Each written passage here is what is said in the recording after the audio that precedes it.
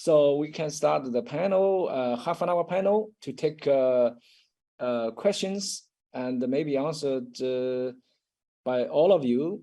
And if they are relevant, let me see. Maybe, yeah, since you are still here, Dragon, let me present this question for you. If you have used some psychological parameters in addition of self-reporting in questionnaire, heart rate, blood pressure, stress, hormones, and what is the cytokinase? You mentioned about ECG and eye tracking. This is seems to be more. We didn't use that measures studies I presented. There were actually some of the first steps in studying this topic, but we are now preparing to actually include.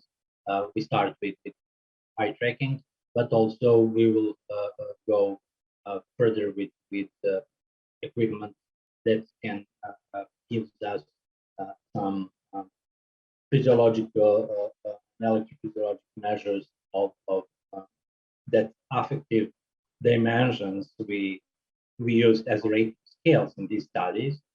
For example, most of that instruments actually provide us with information about the same affective dimensions we use in these studies as the self-reported rate scales. So we can have some kind of continuity in conclusions and hypotheses and theories if we just add some other measures beside itself. Okay. So let's come back to some earlier questions. I think this may be targeted Joe. It's interesting to see you put COVID-19 on the top of your radical biology graph. Would you comment on the impact of COVID-19 on bioart? How important it is that bioart is actually happening? Can you remain fictional and be as effective?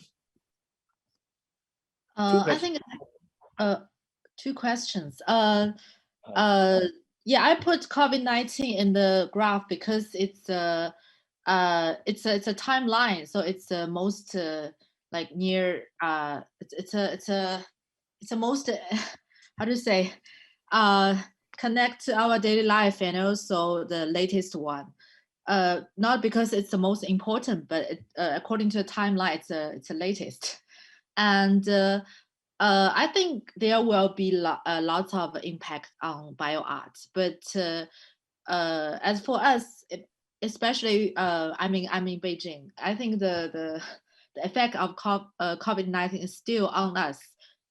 So we need time to rethink about it and then create more artworks. So far, I think for myself, I'm still in the like. We still haven't passed the COVID-19. I'm still in it. So yeah, and we need time to rethink about it. Yeah, it's not like a fashion that yeah we now experience. Then we may make something, but we need to rethink about it. Then make more like impressive works. That's my concern. Yeah. So any answers from other speakers about these questions? I think in terms of on my side, that is more technical, COVID has, of course, a lot of implications beyond the arts, just in finding out new ways for people to interact with more presence as well. Feeling more like they are in the same room. So you have some works in AR and VR that are related to that. And also one thing that I noticed recently, so similarly in Hong Kong, COVID restrictions are still a reality. And going to a museum is a little bit complicated. You need to register in advance. You only have a certain number of people that can go at the same time. And in this, I think this is something where the technologies I'm working on, like extended reality, AR, VR, can actually help in allowing people to see the artworks under a different way that is not necessarily physical or at a different place as well. Like typically digital artworks that could be positioned somewhere without needing, for instance, to be authorization to be placed in a public space. With AR, you can place an artwork wherever you want because it's digital. You don't need to actually use the space physically. So coming up with new solutions for displaying artworks also outside of the museum. So in other words, the VR and all these digital solutions are very positive in terms of this, right, in the pandemic era. I would say they open new opportunities, definitely. Sure, sure. Excellent. Let me see some other questions. The glowing, I remember the glowing rabbit. Did anyone ever see it in real life? How do we know if it is real? Does it matter? This might be still be for Joe. Yes, I think it's a very good question, and also I think it was asked again and again because there's it's a historical thing because the rabbit was made in France in around like 2000, and of course it was made by scientific institute because artists can do it, and later because at that time transgenic thing still prohibited in Europe.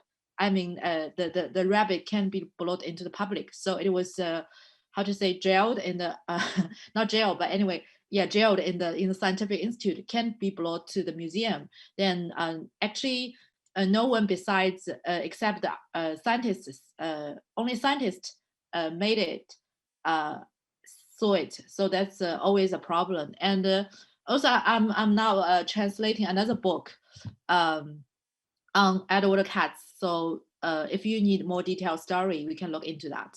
And to your question, yes,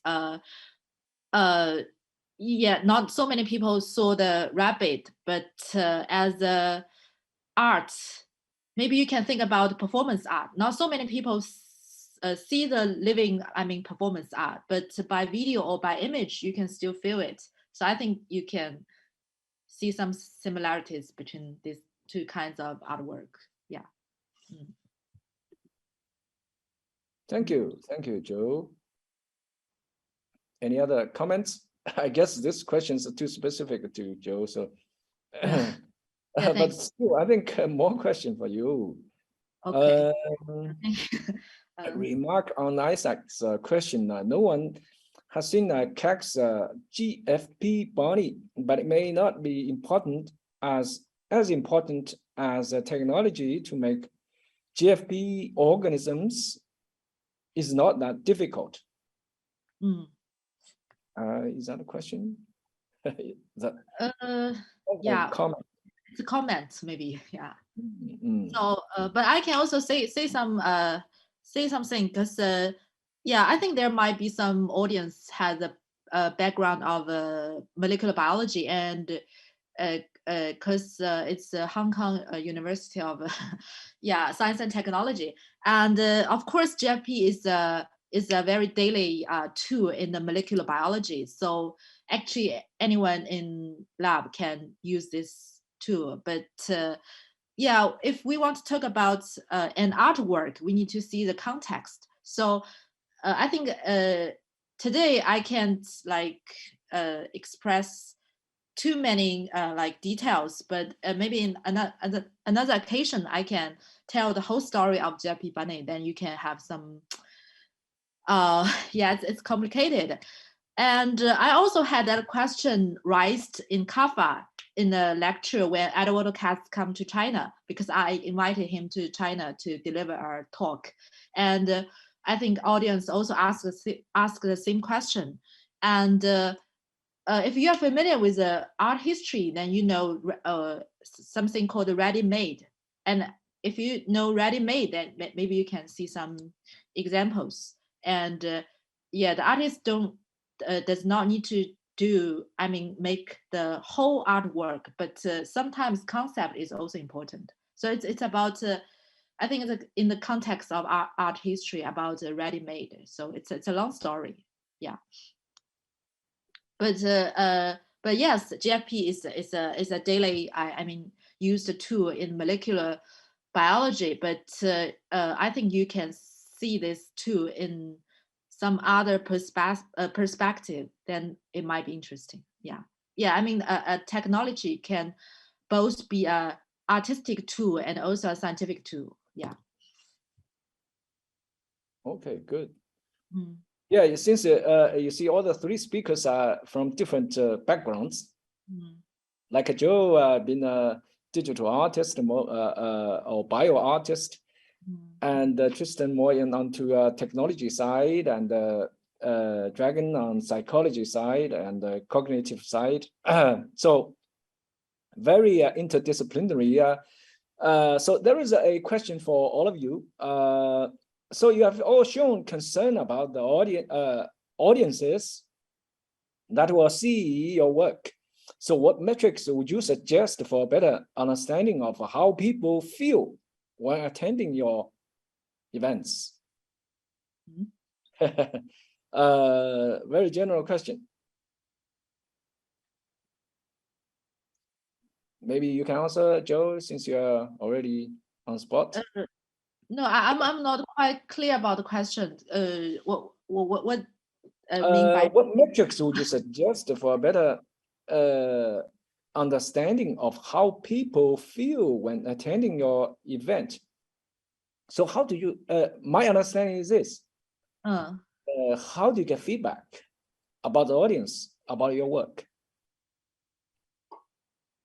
How do you get feedbacks? Like Dragon presented, he used the typical psychology method, right? Yeah, because I'm not an artist, so I actually don't. My work is maybe the exhibition, so I have the feedback from maybe sometimes directly from the audience. I ask them, how do you feel about the exhibition? And that's it. That's the feedback. Maybe it's a question for two artists because they have artworks, and I just have a exhibition. Yeah. Okay. So Kristen,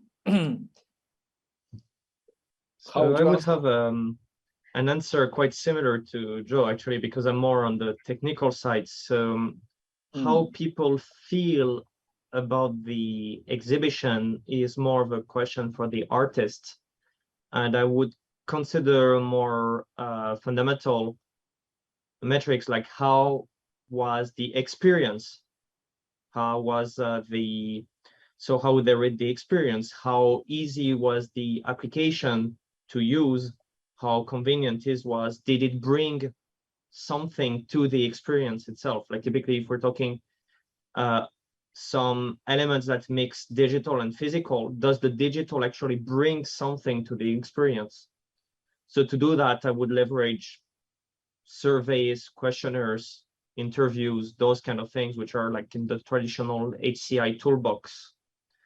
On a more, if I go even more on a technical level, and to some applications where I care not that much about what people think of it, there's also simply conversion rate, return rate, and those kind of things. If people liked it, they will come back. If they did not like it, they will not come back. So those are also ways we can use to understand a bit the audience and their general feeling towards one thing. But I think Dragon has probably way more formal methods actually to understand this. So yeah, okay, Dragon, what do you comment on that? So, I partly answered this question in it. Actually, what we like to do is when we are dealing with phenomena like aesthetic experience or affective experience, how people feel, how they can, we like to start with phenomenology, with measures that actually try to catch that kind of experiences. Is there subjective? We try to use methodology that also is very close to that. We can directly actually conclude something from that. After that, we can continue with some indirect measures like physiology measures or Galvanic explain what response or EMG or fMRI or eye tracking or something like that, because this is a highly subjective phenomenon. We used to say that beauty is in the eye of the beholder. We now know that it's not in the eye of the beholder, it's in emotion of the beholder. And two different people can experience the same artwork in different way. They can give some different meanings, cognitive meanings to the same artwork. That is one level of subjectivity there, and also even if different people have the same cognitive or perceptual feature, they see, for example, green color or red color, or they can have completely different emotional response to that feature, perceptual or cognitive. So there are at least two fundamental levels of subjectivity, cognitive and affective and emotional. Even the same person, when look at the same artwork or listen to the same piece of music twice in a time, one time they can like it, and after a while the same person can actually experience some other emotions or like it or dislike it. So it's dynamic and it's subjective, and it depends on at least three very big groups of factors. One goes from the stimuli, from the artwork. The other going from the participant, from the visitor, from the viewer, from the subject, and third group of factors goes from the context. And if you change anything there, your experience can change. And if you don't ask somebody how you feel, how you experience, you actually and start only with these indirect measures, you can find yourself in an area where actually you don't know how to interpret your data. So we prefer to start with these soft methods, and then with more technology dependent.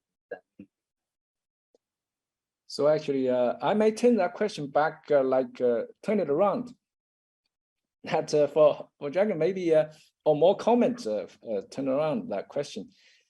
Use your method to experiment to test the media art kind of instead of a traditional art, right? And maybe more interesting, combining with the Tristan's work. We actually a tested model we will develop in laboratory, that VATSI model, Valence arousal and cognitive evaluation model of aesthetic experience. We tested on logos, on car design, on commercial slogans, on and on film and movies. And actually we got very nice results, that it doesn't matter actually what what kind of material is there, what sensory modalities involved. It all translates on human affective experiences, which have the same centers in the brain independently of the sensory modality of the incoming stimuli. So actually we confirmed the model even on that kind of material. Okay, yeah, I see. So there is a question for Tristan. I see on one of your slides mentioned immersive as large scale localization tool, and described it as experience scanning. If possible, can you share some insights of pros and cons of this tool?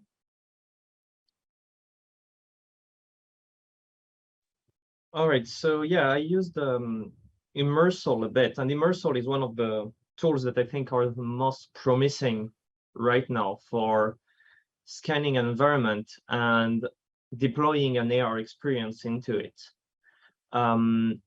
In itself, it is a very easy tool to use, where you take some pictures and a series of pictures, and then Immersal builds a model of the environment and can locate you into it. And in a small scale environment like room scale, it works very well. It will detect where you are in, I would say, less than a second in itself, and be very accurate in terms of the technology, in terms of the localization and the pose estimation. On the other hand, we tried to use it with more large scale environments, to very large scale actually. And we were a bit disappointed with the results, because the reconstruction was difficult. It was difficult to achieve a reconstruction that was satisfying in the first place. And when we finally managed to achieve a good reconstruction, the localization was not so good. And actually, there are other tools that are proposed by the research community, one of them being HLOC, that had better results. Of course, I'm comparing two things that are quite different, because HLOC has to be run on a computer or server, while Immersal does it on device, at least on these aspects. And then they apparently also have a cloud system where you send the photo and it will locate you in the place that I have not tried so much yet. Okay, so since you are still on spot, a relevant question. I was interested in the controller you made beyond AR glasses and smartphone.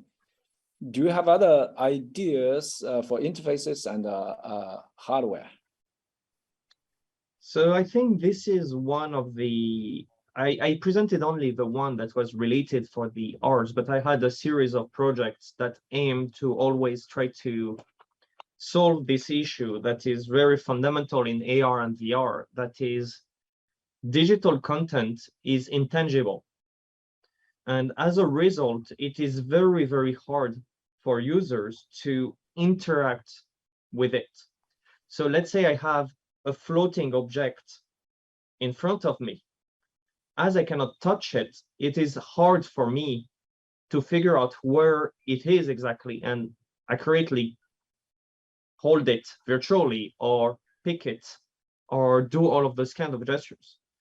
So typically, this was one of the motivations behind this project, but behind also a lot of other projects. And one focus I had for a long time was text input in augmented reality or virtual reality, when you have a digital keyboard that's floating in front of you, and you do not want to use pointing devices like joysticks. So typically, if you want free-handed operation, this becomes very difficult because there is no good solution. So the most intuitive one would be to point and touch. But as we are not very good at knowing whether the keyboard is actually 20 centimeters or 30 centimeters in front of us, it's hard to actually put our finger in the good position. The second point is you have other techniques, like Microsoft HoloLens had a technique that was kind of smart, kind of tedious, where actually you move a pointer with your head and you just have a clicking gesture.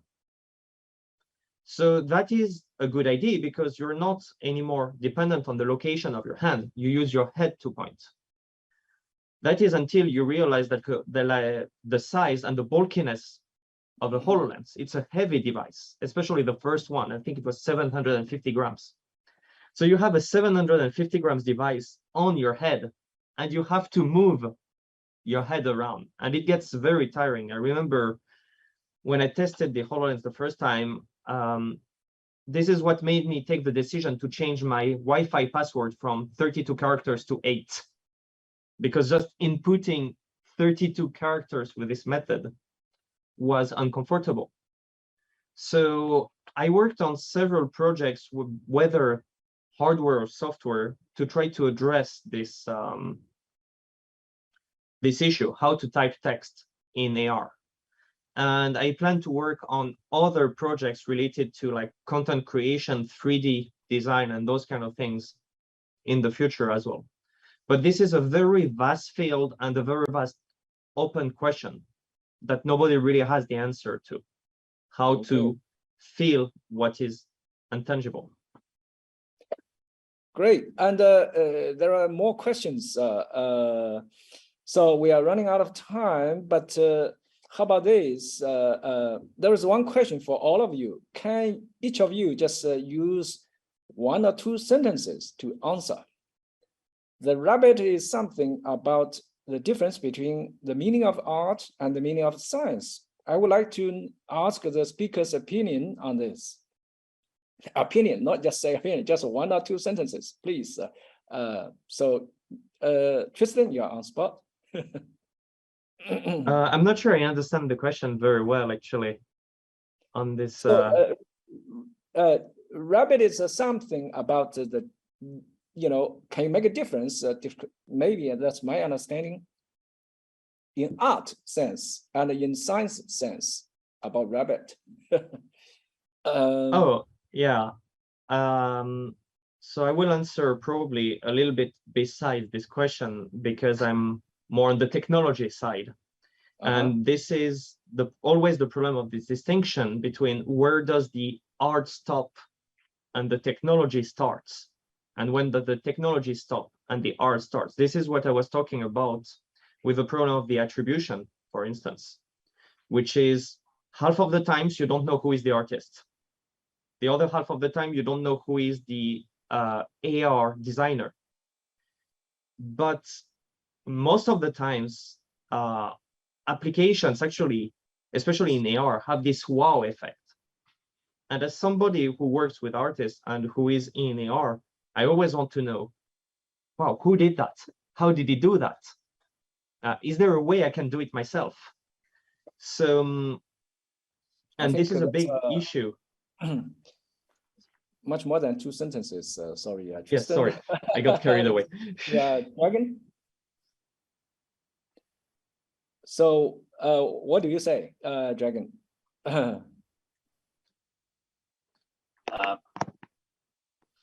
would like Joe to answer first. It's let's say more close. Okay, you want to wait for Joe's answer? Huh? Okay, Joe, your turn.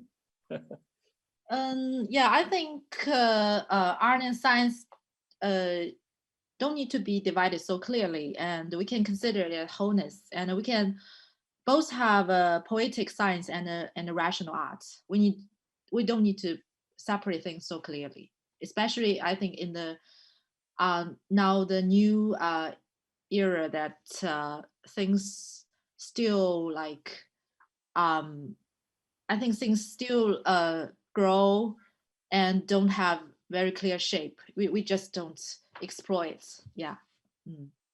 Okay, thank you, Dragon. Art and science actually are highly more interconnected in our areas. At one hand, I'm most of the time actually scientist dealing with art, but I also had some side art projects trying to be artists that implement some of the knowledge from the scientific perspective, and I find that very interesting to look at my decisions and behavior from both sides. And actually, I find it much harder to being the artist to implement scientific conclusions, knowledge, or whatever. I have to actually relax a little bit that strings and